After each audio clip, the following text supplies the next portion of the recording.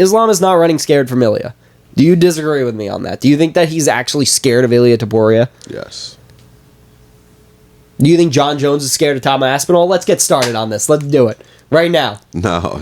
Yeah? No? No? You don't want to have this argument today? Not today. Because you're defending the wrong position at this point now. I'm not. So you think Islam's running scared of Ilya, but John Jones isn't running scared of Tom? No. What's going on, MMA fans, and welcome back to the now 1,000 subscribed channel of the Hardcore and the Casual. I am your host, Justin. This is my co-host, Elijah. I know most of you are probably clicking on this video as new subscribers to the channel coming off of our UFC 317 live reaction. This is Elijah. This is one of my good friends. He's been doing the podcast with me for over a year now. He's only missed like 3 episodes, so please show him some love. So we are going to get into it. It's UFC 317 reactions. We're going to do a quick prediction for Lewis versus Taliesin Teixeira. And then I think we have a category each for blind rankings, random UFC fighters. And that'll be the podcast. I think we're going to keep it a little more short. Not feeling great. I think I might have caught something. But, see, I'm already coughing. I'm not cutting out my coughs, so you just gotta have to rock with it. I'm a little bit sick. I'm a little under the weather. This podcast would have been out earlier, but I'm under the weather. So it is coming out now. Sorry to keep you guys waiting, but thank you guys for clicking on the video. Elijah, what did you think about UFC 317? How are you feeling after this event has now taken place? I thought it was absolutely awesome. I thought it was one of the better cards of the year, and I think that, your guy didn't disappoint. Yeah, no. Ilya Topuria and Joshua Van did not disappoint. Those are my 2 guys. Those are 2 guys that are in my, I'd say, top 6.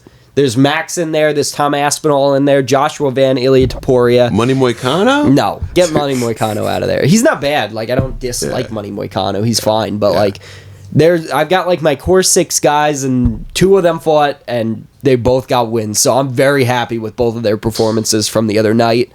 But we are going to start off by just saying that this card was amazing. Top to bottom, one of the best cards I've ever seen in my life. I got to watch almost the whole thing. The only fight I missed was Money Moicano versus Beneil Dariush.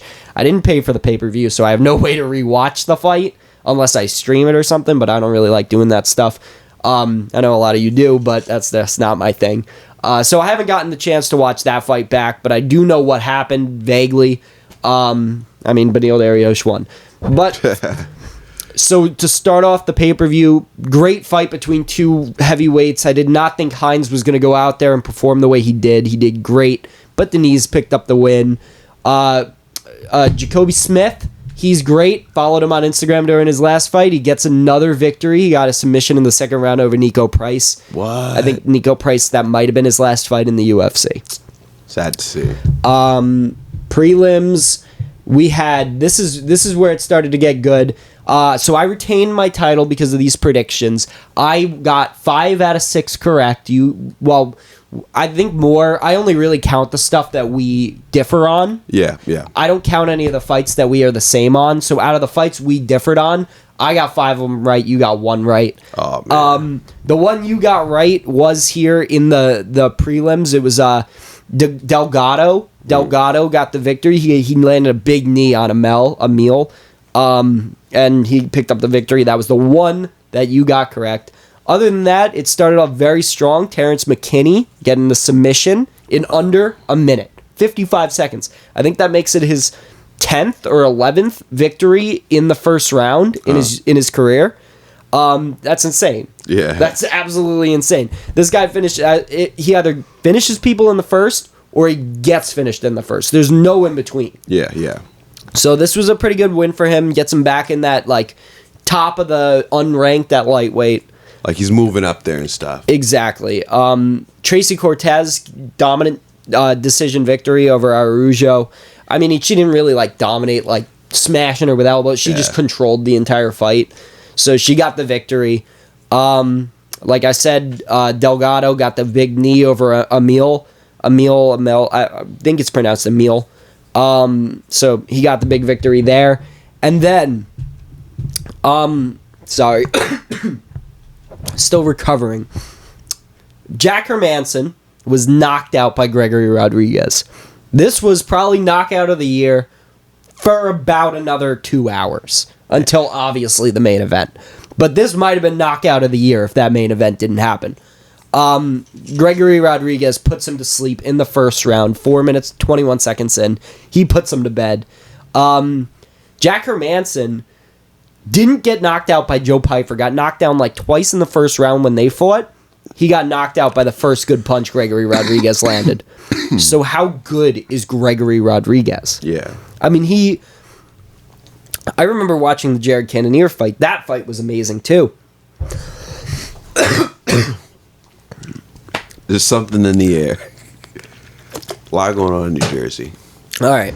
So Gregory Rodriguez gets the big knockout over Jack Hermanson. Gregory Rodriguez did lose his last fight against Jared Cannonier, but he almost got Jared out of there in the first round. So Gregory Rodriguez is a problem in the first round. Yeah. Same with Joe Pyfer. He was just more able to get to Jack Hermanson, I guess. He got him with one really clean shot.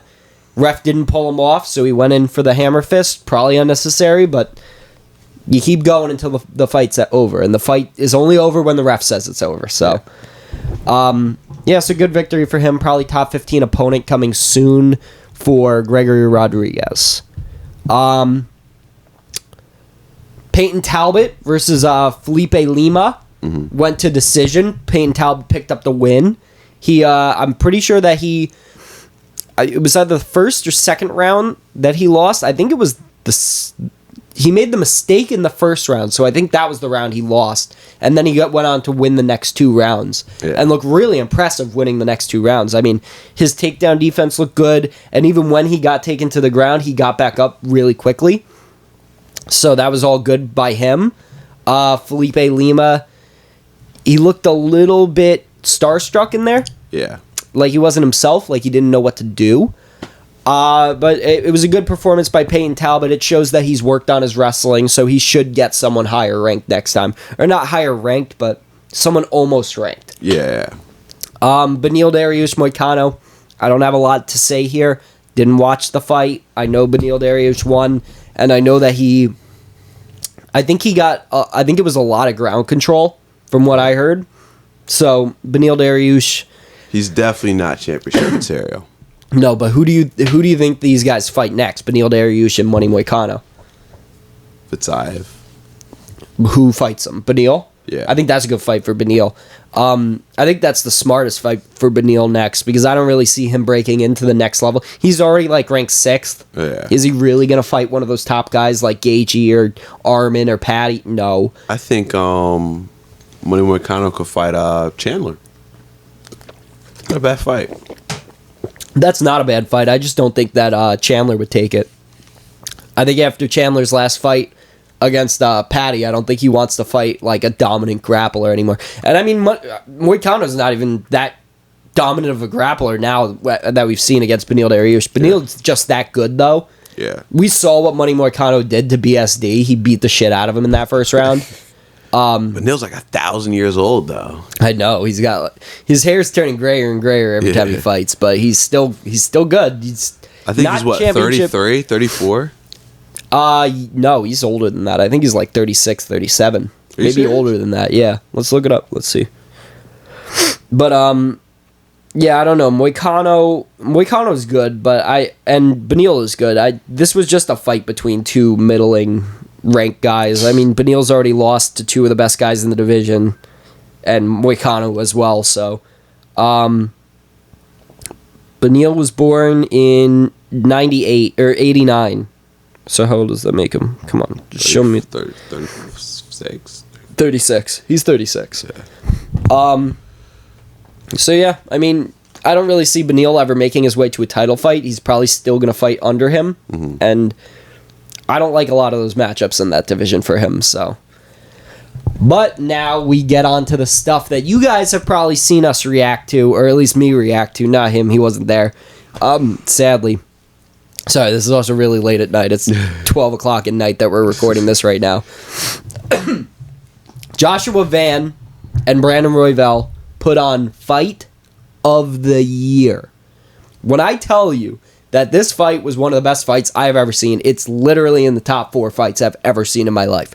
They went back and forth from the first bell to the last bell. There was no grappling. There was no stalling. There was no waiting. There was no sitting. There was no nothing. No groin strikes, no eye pokes, nothing. It was just clean striking the entire time. At the beginning, it was Royval shooting out a lot of offense, Van doing a lot of counters, and Van picked up the first round pretty easily, I thought. Royval landed more, but Van hit harder, so you give it to Van. Royval in the second round really turned it up. Yeah. I'd still say that, I mean, he landed really good shots. I'd still say Van probably landed a lot, like, more damage with his strikes, but Royval landed so much and so often that it was undeniable that round pretty much had to go to him. One judge ruled it for Van. Yeah. But in all of our minds, it was just like Royval hit him with too much to really call it another round for Van. Yeah. So we were 1-1 going into the third. 1-1 going into a third in a really competitive fight where both guys seemed like they could win the fight. Now, third round starts. They are swinging back and forth once again from the opening bell. As soon as they walk out there for the third round, they're already back to swinging. When I tell you, it was already the end of the second, and I had already been mind blown by what these guys were doing. I was not ready for this third round. Joshua Van walks out there, and he starts comboing Brandon Royval to the body, to the head, but Royval was relentless. He wouldn't stop moving forward. No matter how hard Joshua Van hit him, Royval just kept moving forward. Yeah. Kept throwing the jab, kept throwing the 2 behind it, kept throwing the T-kicks, and then Joshua Van learned, wait a minute, I could kick him in the leg. So he started oblique kicking him. Oblique kick, oblique kick, oblique kick. Knocked him off his feet a couple times. When I tell you that this kid, this 23-year-old, learned during a fight how to beat his opponent, he figured it out like mid-fight. I don't think anyone told him in his corner. It was literally just he noticed that one landed and he just kept going to it. And it worked. And that's some, like, shit that veterans don't even think about mid-fight. Yeah. And this 23-year-old who just started fighting, like, 4 years ago is now, like, number one contender, beat number one contender, the old number one contender who's beaten everyone else. This guy's one of the best. Yeah. And then in this third round, he is landing these combos, landing these oblique kicks. Royval is still moving forward. Royval left his chin up one too many times. 10 seconds left in the round. And Joshua Van hits him with the cleanest right overhand I've ever seen and knocks him down. Doesn't knock him out because Royval is a monster who wouldn't stop. But Joshua Van knocked him down, got on top of him, ground and pound, round ended, and then they went to decision. And Joshua Van won 30-27, 29-28, 29-28. 30-27. One judge gave Van all 3. The other 2 judges gave Royval round 2. Okay. So, it was insane. The entire fight was great. We have a live reaction to it on the channel. Please go watch the fight. Watch our live reaction to it. It was all phenomenal. Loved it all. Now, co-main event, we get the other side of this future title fight. We get Alexandre Pantoja going out there and doing what he does best. Yes, go. He dominated Kai Kara-France. He grappled him out for two rounds and then finished him in the third. And it was just domination on all fronts. It was literally striking. Kai Kara-France had nothing for him. They just threw hands. Just hopefully one of them landed, but no one landed. And then Royval or Pantoja would go for the takedown, get the takedown, and then just grind him out. So he grinded him out for 2 rounds and then submitted him in the third. And like I've said numerous times, it's not the style I like. But is the most effective style when talking about MMA. By far. There's nothing that competes with how effective his strategy was. Yeah. Him, Merab, is just super effective. Super effective in the way that he did it. He got the body lock. Yeah. And he just held him there. And I was saying it during the live reaction. It wasn't my favorite, but he did it. It was effective. And then in the third round, he was able to submit him. So at least he got the submission, like Merab did in his last fight. That's really all I care about. If you go out there and you finish your opponent after doing that, I'm fine with it. If you hold him for 5 rounds, it gets boring. Yeah. You know what I mean? But hey, that's how the world works. That's how MMA works. It's a mix of styles. You get to do whatever you want in there. Definitely got to give props to Pantoja for sure. 100%. I was saying it. I called him the GOAT. I called him the flyweight GOAT when it happened.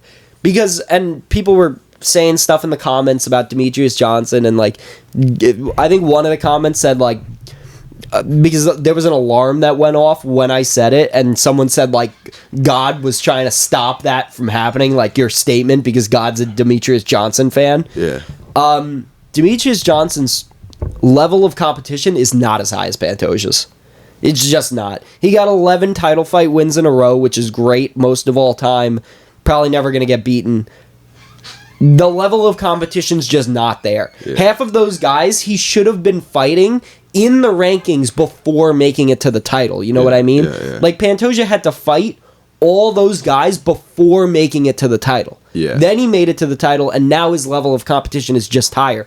You can't give me one person Demetrius Johnson has beaten in his UFC career that is better than a Brandon Moreno or Steve Erceg even, or anyone that he's beaten, like Brandon Royval. Any one of those, like, you can't name me someone other than Triple C, but even that, Demetrius Johnson beat Triple C before Triple C was Triple C. Yeah. He beat him when he was like a rookie, like 22-year-old or 26-year-old rookie in the UFC, had never trained striking in his life.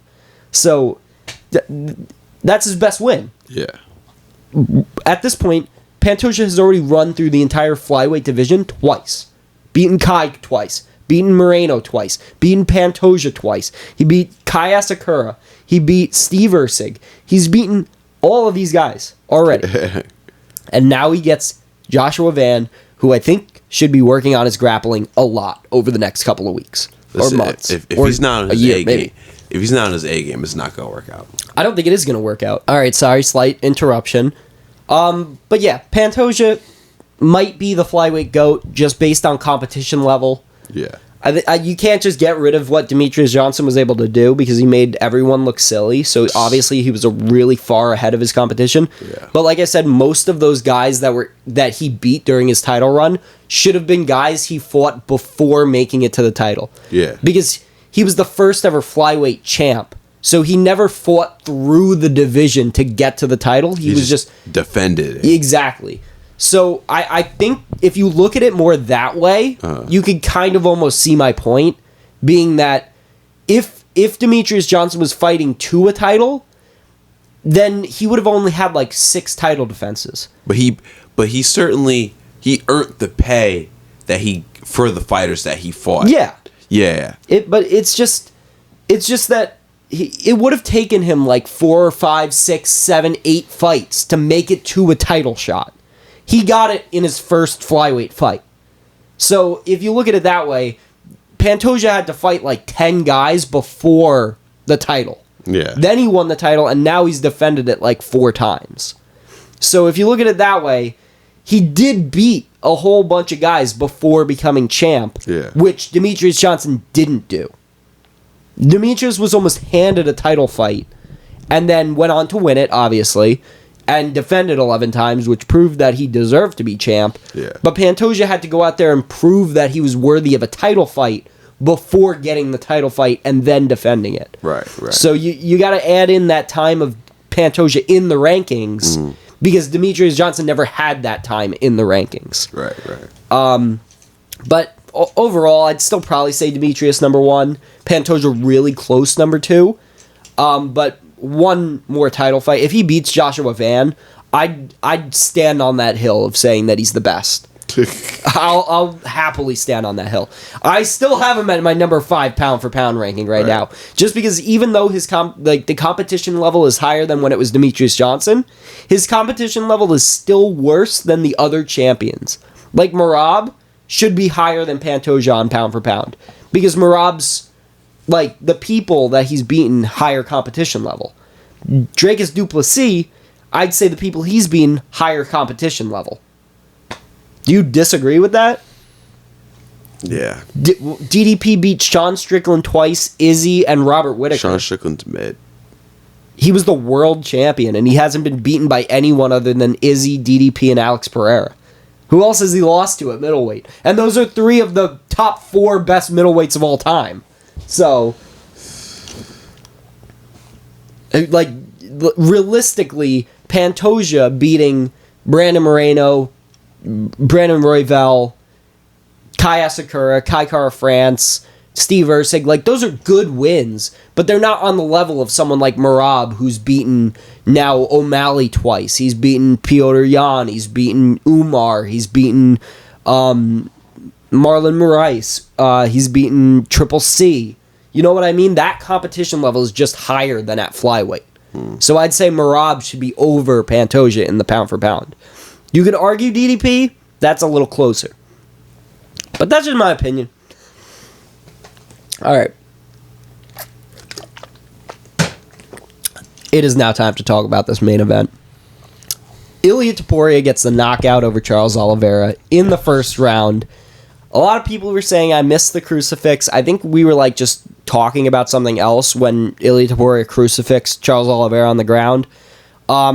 People were saying, like, why didn't you include that? That was super impressive that he was able to do that to Charles Oliveira. Charles Oliveira is not the best grappler in the world. People keep on saying that he is. He's really not. He's good on your back, and he's good at getting, like maybe he's good on top, but whenever he's on bottom, or anytime I've ever seen him actually trying to grapple, he's just not the best at actually, like, controlling people. Like, he was able to do it against, like, Tony Ferguson, and that's about it.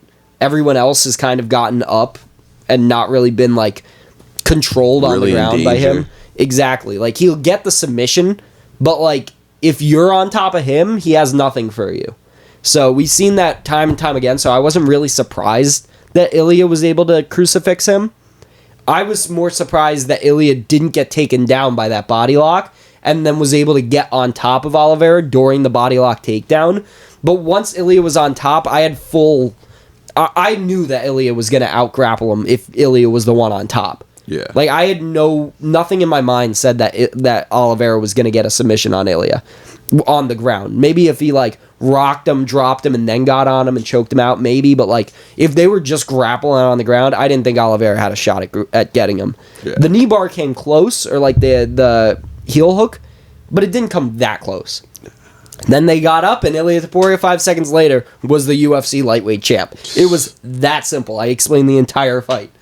He threw, like, one good elbow, Oliveira did, and that was it. That was it. Ilia put his lights out, and we were all super hype, and it was super great. And Ilia Topuria is your new 155-pound champ. Who does he fight next? Well, I know they just gave Patty another fight to prove himself to fight Ilia. I heard that they gave him Justin Gaethje. Yeah. But Justin Gaethje, everything is saying that that's not true. Like, Justin Gaethje said he's not going to fight anyone unless it's a title fight. Maybe they threw enough money at him. Patty got in the octagon like his next fight was going to be Ilia. Yeah. So I don't really see how that fight got lined up. Because it's like, Ilia does deserve, obviously, to rest. I mean, he's going to rest for like a little bit, not that long, but yeah. It should be Arman. I'm just going to throw it out there. It should be Arman. I know you don't like him, but, like, you got to admit he's the only one that deserves it in the division. No, he doesn't. He beat Oliveira. He missed his opportunity. So did Oliveira, but he just fought for the lightweight title. Oliveira's way cooler. We don't go by coolness in the UFC. You go by who deserves the title opportunity. We go by who makes more money. No, but that's not how it should work. It's a sport. It's a sport. Imagine if the NFL worked that way. It does. It doesn't. It does. It doesn't. No matter how much I claim to all my friends that the Chiefs cheat, it doesn't work that way. It's just the best teams make it to the Super Bowl. That's just how it is. Like, maybe not the top 2, like, best seeded football teams, but the teams that keep on winning make it to the Super Bowl. The Chiefs, okay, if you could put it in UFC terms, the Chiefs' schedule is not as tough as other teams' schedule because it changes every year. Yeah. Yeah. But I agree with you on that, but I'm also saying that they don't. I like, no matter how much shit I want to talk to my friends about it. My friend is a Chiefs fan, and I talk shit about the Chiefs all the time to him. They're not sitting there going, okay, how could we make it the easiest road for the Chiefs to get to the Super Bowl? I don't actually believe that. No matter how much I say that to my friend, it's not at Jake. In case any of you guys know Jake, he's been on the podcast a whole bunch. He's mainly on the pro wrestling side of the podcast, but he's been on a couple MMA episodes. He's a huge Chiefs fan. I always say that, but I don't actually believe it. I don't actually think that Roger Goodell, he's the guy who owns the NFL. Yeah. I don't think he's actually sitting down doing that. No. It doesn't work like that. But so what I'm saying is, imagine if that was how it worked, though. Like, they wanted the Chiefs to be in the Super Bowl, so they just put him there. That's not how UFC is supposed to work. It's supposed to be the best guys fight the best guys. Yeah. Period. The end. And Armin is the best guy in the division right now. Do you think Islam is going to move back down if he wins or loses against Jack? Do you think we'll ever see Ilya versus Islam? No, I think Islam loses to Jack. But do you think Islam would move back down to lightweight if he loses to Jack? I think he would retire. He's made enough money. I mean, especially if you translate it to his currency over in Russia, he's made enough money. I think he's made enough money, but so what? He's going to retire. Why, though? What would his reason be for retiring? Because why would he go back down? Why would Izzy keep on fighting after he lost the belt? Yeah, but Izzy's not going down a division. So? Islam is going up for one fight. No, Max Holloway moved up and then moved back down. Volkanovski moved up and then moved back down. Why is Volkanovski not retired? Islam moved... No. Well, Volk moved up for the chance of double champ. And so if he would have won, and he would have stayed there. But so is Islam. Islam's moving up because he physically can't really make 155 like that. That's not true. He doesn't want to keep putting his body through that. I think Islam would move back down whether he wins or loses. I think that the Ilya Islam fight is just gonna happen. Like, I don't think there's any way around it. I think Dana's gonna throw around way too much money to get that to happen eventually. As long as they keep on winning, it's gonna happen. I don't think either of them are trying to avoid that fight. I think Islam had a plan, no matter what. Like, I love Ilia Topuria. I'm a huge Ilia Topuria fan. He's higher up on my favorites list than Islam is. Islam's in there, too. He's like number 7, right outside of that top 6. So if Islam was to lose to JDM, he's able to come down and get an immediate title shot. Yeah, 100%. He's done enough in the lightweight division that he should get his title fight. But I don't think that Islam was running away from Ilia Topuria. I'm a huge Ilia fan. A lot of Ilia fans have been saying this. I don't think it's true. Islam Makhachev moved up to welterweight because JDM beat Bilal. That's the only reason. He had been saying that long before Ilia ever said he wanted to move up to lightweight. He had been claiming, as soon as Bilal loses the title, I'm moving up to welterweight. That happened. He moved up. It's the end of the story. That plan was set before Ilia planned to move up. Yeah. So he wasn't running from Ilia. He was just going up to welterweight because he said he'd go up to welterweight as soon as Bilal lost the title. Yeah. And that's what he's doing. So he's a man of his word, if anything. And I know I sound like an Islam defender or whatever. He's one of my favorite guys, but Ilia's my number 2 guy in the world. Islam might be 7. Ilia's literally my number 2 favorite in the world. And I don't think that Islam is running scared from him. I think he just had a plan, and he's executing his plan. And that he'll move back down and fight Ilia, and he has no problem with that. Mm. And I think that he has a good shot to win. Ilia's good at grappling, but I've also seen him get taken down by Bryce Mitchell. And Islam is a lot better of a grappler than even Charles was. And Charles couldn't take Ilia down, but Islam is immensely better at grappling than Charles. So, I don't know. Islam is not running scared from Ilia. Do you disagree with me on that? Do you think that he's actually scared of Ilia Topuria? Yes. Do you think John Jones is scared of Tom Aspinall? Let's get started on this. Let's do it. Right now. No. Yeah? No? You don't want to have this argument today? Not today. Because you know you're defending the wrong position at this point now. I'm not. So you think Islam's running scared of Ilia, but John Jones isn't running scared of Tom? No. You think John Jones just had a plan in his head that he was going to retire? Yes. But Islam didn't have a plan to move up to 170? He always had a plan to move up to 170. Exactly. So then why is he running scared from Ilia then? If he had a plan and now he's executing his plan, just like John Jones at heavyweight was. He should have just fought Ilia And then why not take the risk of fighting Ilya? Cement yourself for real. Why not take the risk of John Jones fighting Tom Aspinall? Cement yourself for real. He already won. He already has 2 wins in the heavyweight division. Already cemented himself. No need to not against the interim champion. He fought Cyril Gane, #1 contender, and then he fought 4 years out of action, 43-year-old, last fight knockout. What was he ranked? Stipe? Like 4, because they didn't move him off the rankings for 4 years. He was ranked 4. Because they didn't move him off the rankings for 4 years. He was ranked 4 for a reason, man. He was ranked 4 because Dana was waiting for him to come back to fight John Jones. Think about it like this. Is there anybody under 4 that's better than him? Stipe. Yes. Okay. I could name you out like 10 people right now in the heavyweight division that are better than Curtis Stipe. No. Okay. No, Dontel Mays is not one of those people. Yeah, I don't know. That's about it. Yeah, let's predict for Derek Lewis. I'm already done arguing with you. I'm too sick right now to argue with you on this episode. If you guys want to see some fun arguments, go to literally any other podcast that we've ever done.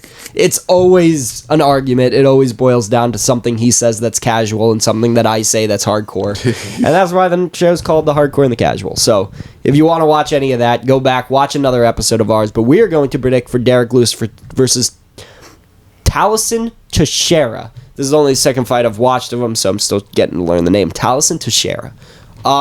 First, let's give each other some blind rankings, and then we'll dive into this. We're only going to do the last 3 fights on this card. Yeah, we're only going to do the last 3. Let's do the 3 main fights on this card. All right. First, we're going to do blind rankings. So, I will start.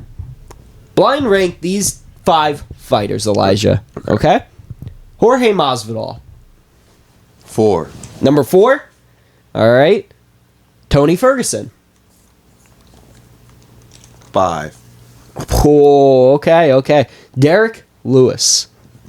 3. 3. Paul Craig.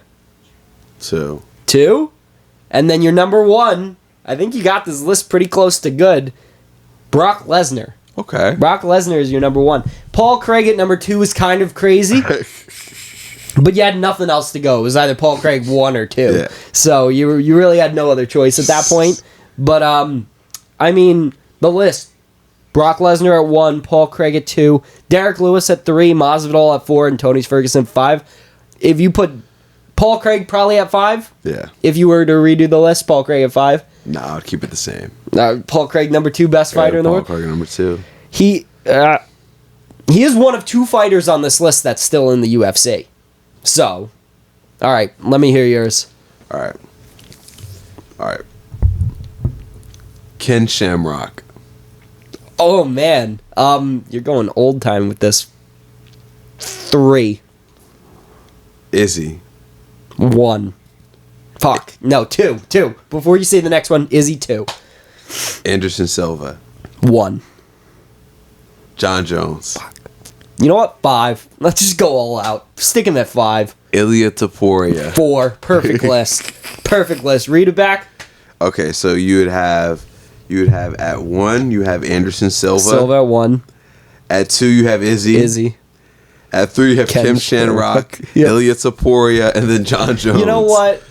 Maybe Ken Shamrock below Ilya. Uh-huh. Not below John, though. John's at 5. John at 5, Ken Shamrock, Ilya, then Izzy, then Silva. You know what? I like that list. Fuck John Jones. Nah, I'm just kidding. John Jones is fine. He's fine. Alright, that was fun.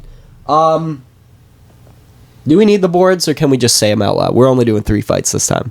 Do you want the boards? Yeah, let's get the boards. Let's get the boards.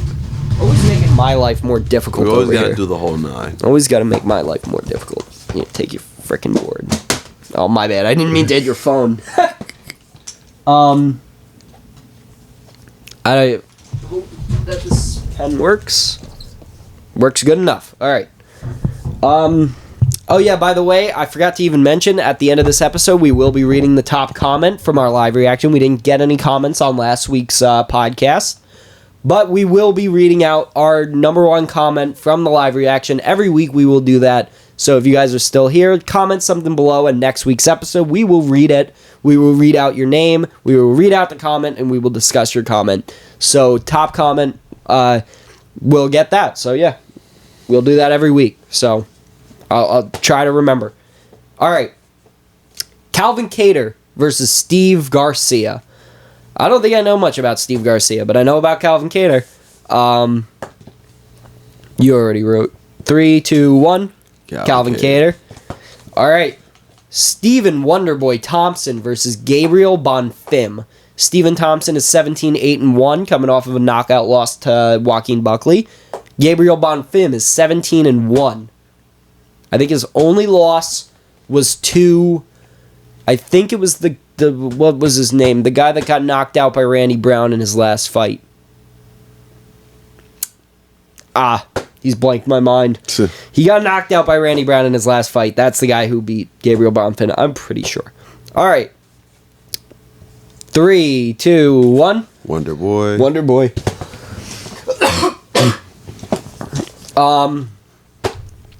Derek Lewis versus Taliesin Teixeira. Derek Lewis is 28-12-0, and Taliesin Teixeira is 8-0. So a lot of experience gap right here. Derek Lewis, Taliesin Teixeira. 3, 2, 1. Derek Lewis. I got Taliesin Teixeira. Good. We don't need to predict anything else. It all comes down to the main event this weekend. For the title, this will be on the line. So if Taliesin Teixeira wins, I retain my belt. If Derek Lewis wins, he will win the title. You also have your Battle for the Bank briefcase sitting over there. We will be recording a new episode of Battle for the Bank. If you guys are new to the channel, go check out Battle for the Bank. It's basically, we just go through, and I give them a category, and they have to tell me every answer inside of that category. We have an MMA one. We have a pro wrestling one. If you guys only like MMA, go check out the MMA one. I know it seems a little bit WWE style. We just wanted to give the podcast a little bit of flair, a little bit different. So we added the Battle for the Bank briefcase. Yes, it's kind of like Money in the Bank. He could cash it in at any point he wants. And it's just to add a little bit of flair, because or else it's just going to be me and him passing it back and forth every week. This makes it somewhat interesting so that a couple of our other friends could get a shot at winning this title. It just so happens that he won it. So you're the one that doesn't need the Battle for the Bank. You get an opportunity every week to win this title. Give someone else the opportunity to use Battle for the Bank. Longest reign in history. Yeah, that's only because I've been slacking on recording. We are going to be recording a new episode coming soon. No sneak peeks because he's going to be in the episode, so I can't give him any hints on what it's going to be. But keep an eye out for that. It'll be coming in the next couple of weeks. And if you want to see more, go check out our older ones. Now it is time for the comment time. So I am only going to read the top comment. I'm pretty sure I remember what it is. So I'm not just picking out a comment that makes me look good. I am literally just reading the top comment on our live reaction video. What was that? It was the video. I had to pull it up. So I think it should be popping up right here, and I will now read it. So our top comment got 66 likes. Boy with long hair knows things. Greetings from Spain. So I'm not just picking out a comment that makes me look good. And I no longer have the hair. I cut the mullet this past weekend. I forgot to mention that at the beginning. Sure, you probably noticed. I no longer have the mullet now. It was the one last gasp of the mullet. But they said I know things. See? That's why I'm the hardcore and you're the casual, because I know things. I know you're now the one with long hair, but they weren't talking about you. They were talking about me when I had my long hair. So, that was the top comment. I'm not just cherry picking. That was the top comment. 66 likes. I'll read out the 61 like one, though. The second most liked comment. Okay? Mm-hmm. Just to show that I'm not biased, because there's nothing really to talk about. Obviously, I just know a lot. Even though I don't have the long hair anymore. You know a lot, huh? I do. You think you know more than me? I do. I just don't have the long hair anymore. Right. So that's the only difference. I still know a lot. All right. So the other top comment, I'll put it right here too. It had 61 likes, so might as well read this one out too. You'll cut our Ilya on side control and passing it to a crucifix. Come on. That was the craziest part of the fight. Charles being slept, we knew. But most people don't know how good Ilya is on the ground. This leaked some of that. So, that was basically what I was talking about earlier with Ilya and the crucifix. I already touched on it earlier, but I cut it because we were all talking during it. No one really noticed. We were all kind of like having a conversation, so I just cut it. I didn't mean to like disrespect Ilya or whatever. It wasn't meant to be that. It was just literally we were all talking. We didn't acknowledge that he made it to crucifix position. Yeah. And then we started looking again, and then by then, Charles had already had the knee bar on. That crucifix position lasted like a second and a half. Yeah. So I feel like 61 people are making a little bit of a big deal out of it. It lasted a second and a half in crucifix. And like I said, Oliveira is not the best grappler. Yeah, do you have anything else you want to talk about? Jake Paul won his fight. Now he's ranked number what? 7 or 14 in the... Yeah, around there, 14 something. Crazy. And then the dude he fought just got arrested on drug cartel charges. I think I saw that like a couple hours ago. That's crazy. Ridiculous. That's crazy. Him and John Jones might be spending the night in the same prison. Listen, if Jake Paul's out here fighting real boxers and he's putting up real performances, there's not really too much anyone can really say.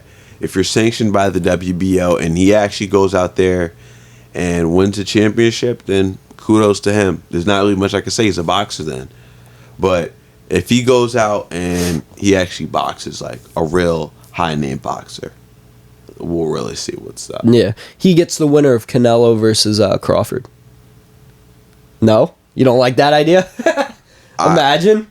I like Jake, but if your bigger brother couldn't even put a even push on Floyd Mayweather, come on, dog. Someone who's active. Yeah. Your brother fought someone who was retired. Imagine someone who's active, training every day. Come on, dog. I don't think it would work out too well for him. It wouldn't. But it's all about the bag. It's not about winning. Oh, I would want to see it too. You think Ilia Topuria beats Canelo in boxing? No. You think Canelo wins? I think that Ilia Topuria. I think he actually would be a really good boxer. I think Ilia Topuria can actually win a boxing championship. I think that Canelo's just too great in his sport. Like he's just done this so many times to where Ilia might slip up. Like there's too much going on. He's just leagues ahead. But yeah, that's really all we got for this podcast. Yeah. Yeah, I don't really know how to do transitions on podcasts. So I think this is like our episode 57 of the podcast. Yeah. Still haven't learned how to do a transition yet. So that's the end of the podcast. There you go. Thank you for coming, Elijah. Thank you for having me. I wish we could have spent UFC 317 together, but at least we get to spend the breakdown together. Yes. So Derek Lewis versus Teixeira Teixeira. That breakdown will be coming next week, as well as predictions for whatever's next. What is next? Oh, 318 is next. Yeah, so we'll be doing our predictions for UFC 318 next week. It'll be Max Holloway versus Dustin Poirier. Very excited about that. Rest of the card looks kind of ass. Very excited about the main event. That's my guy, Max Holloway, #1 fan. Right here, Max Holloway fan. So yeah, very excited about that. Other than that, catch us back next week. Thank you for coming, Elijah. I have been your host, Justin. This has been the Hardcore and the Casual podcast. And peace out. And thank you guys for 1,000 subscribers, too. Just gotta throw that out there. You make my heart warm. That was great. I love that. MMA fans, if you want more content like this, please click right here. Go under playlists and check out all the variety we have to offer. And if you want a suggestion on where to start, click on this video right here. If you want to be up to date or communicate with us on any of our social media platforms, check out That Casual HQ. And we will see you all soon. Stay casual.